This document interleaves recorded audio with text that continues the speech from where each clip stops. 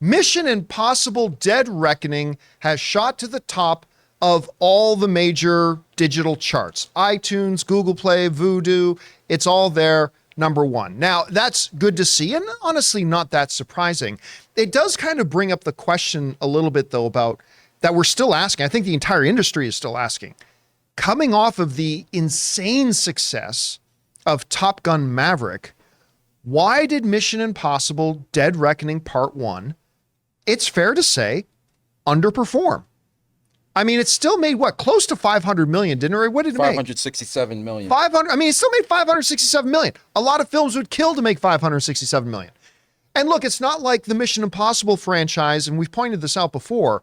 No Mission Impossible movie has ever made $1 billion. I don't know why people are expecting it to make $1 billion, but we're probably safe to say a lot of us thought it could get 700, maybe 800, maybe even 900 million. But it came out about around a little over 500 million, just short of 600 million. But still, again, number one on the charts on iTunes, on Google Play, and on Vudu, all of them. Actually, all the charts kind of look alike. This is basically how the charts broke down this week. At number one was Mission Impossible Dead Reckoning. At number two was The Equalizer 3, which a lot of people didn't even know came out on digital. What did Equalizer 3 make, Ray? That's 176 So million. way less than Mission Impossible did, but still comes in at number two. Never doubt the power of Denzel. At number three was, oh my God, one of the worst movies I've ever seen in my life, The Expendables 4. At number four is Barbie, which has been out for a while already. At number five, Talk to Me, which is great. At number six, No Hard Feelings, which I also quite enjoyed. At number seven, Gran Turismo, which is better than I thought it had any business being. At number eight, The Nun 2. At number nine, Blue Beetle. Couldn't make any money in the theaters, still can't make any money on digital. And still, months in, Spider-Man Across the Spider-Verse comes in at the number 10 spot. I should point out, this is specifically the iTunes chart we're looking at.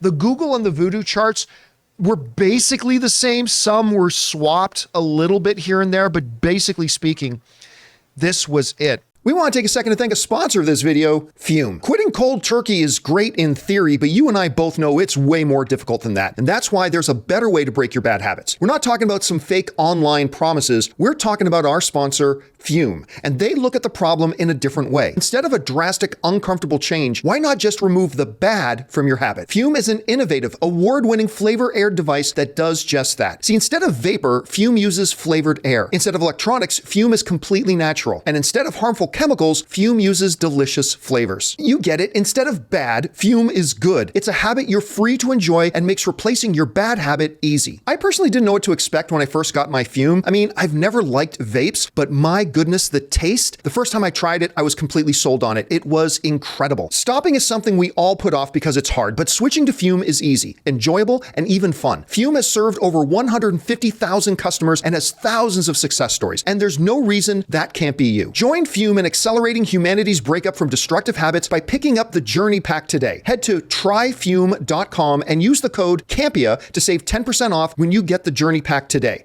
That's tryfum.com and use the code CAMPEA to save an additional 10% off your order today. Anyway, Sean, let me ask you this. I mean, I think we're all still doing a bit of a post-mortem on the results of Mission Impossible Dead Reckoning. Not the best Mission Impossible movie, but I enjoyed it. I had a good time watching it. Why do you think it is, as we look back further on it now, that prevented this movie from having more box office success? And why do you think it was still, regardless, able to hit number one on the digital charts right now? How did you see that? Yeah, as you said, it is a mystery. Like coming off Fallout, which got great reviews and was loved by fans and made a bunch of money, and Top Gun Maverick, I assumed it was a safe bet that this would be a great performer for the franchise. And then it simply wasn't, even though this movie got great reviews and also was well received by the fans. I wonder, some of it is that I had so many people message me, which previous Mission Impossible movies do I need to watch to understand this film? I was like, there's a lot of callbacks. You probably need to watch several movies. Yeah. And people don't want to have to do 6 movies of homework to see a movie when they can wait a week and go see Barbie.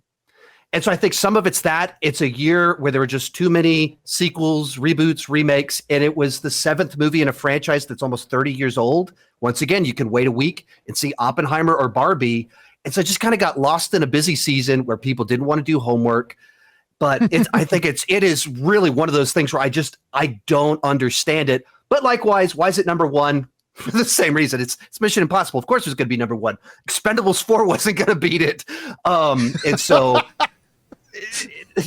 even like Equalizer 3, that's one of those films that I think has like a hidden audience. It's another one where average people in my normal life that never ask me about movies were like, "Hey, was the new Terminator movie really good?" I was like, "New Terminator movie? What are you talking about? You mean the new Equalizer movie?" Yeah, the new Equalizer movie. Was it any good? It's like, yeah, it's an Equalizer movie. You'll get exactly what you want from it.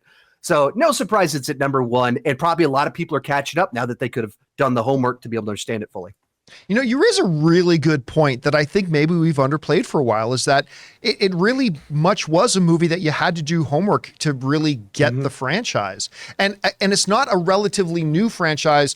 Like, we can talk about the MCU and say there are some MCU. It never used to be that you had to do homework to watch an MCU movie. Now you do. But even then, it's only like 10 years worth of MCU. And you bring up a great point about the fact that this is like a 30-year-old franchise at this point. There's a lot of ground to cover. And for a lot of people, this was their dad's movie franchise, I guess. So, but here's a question for you. We've got Dead Reckoning Part 2 coming out. Does it do better than Part 1 did? Does it continue to decline? What do you think Part 2 is going to do? I think so much of it is about, can they pick a better release window? Where in the case of this movie, it was a movie that had kind of homework, but it was also in a season where it's a week after Insidious movies, and there's Nolan movies and DCEU and Pixar. There's all of these movies that are part of these big, gigantic franchises that people feel like there's more than just the movie itself. It was such a busy window. I mean, from March until mid-August, every single week, we were getting something big. And so if they could find a window where it can actually be the thing that gets the marketing, the interviews, well, even on that point, I guess it came out right as the actor strike started, so you had to cut off the amount of appearances that Tom Cruise could do right as that pivotal moment where he needed to stand out. So I think a lot of that ties into it. And people that were able to play catch-up on so much of the homework to watch this one at home don't need to do it next time. But I don't know, because I was so shocked at how this movie underperformed.